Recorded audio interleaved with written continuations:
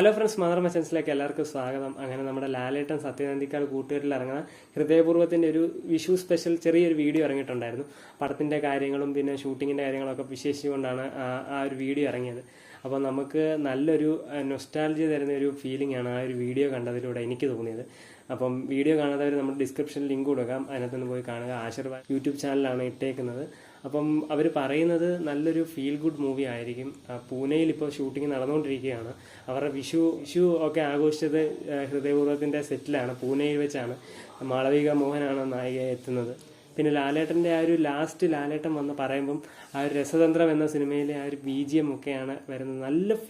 നല്ല രസമുണ്ട് ആ ഒരു ഇവർ ഈ വീഡിയോ ചെയ്തത് കാണാൻ തന്നെ. അപ്പം ഹൃദയപൂർവ്വം റിലീസാകുന്ന ഈ വരുന്ന ഓണത്തിനാണ് പടം റിലീസാകുന്നത്. അപ്പം നല്ലൊരു പഴയ ലാലേട്ടൻ്റെ ആ ഒരു ഫീൽ തരുന്ന നമ്മുടെ ലാലേട്ടൻ സത്യനന്ദിക്കാട് കൂട്ടുകെട്ടിലിറങ്ങിയ രസതന്ത്രത്തിൻ്റെ ഒക്കെ ഒരു പതിപ്പ് പോലത്തെ ഒരു സിനിമയായിരിക്കും.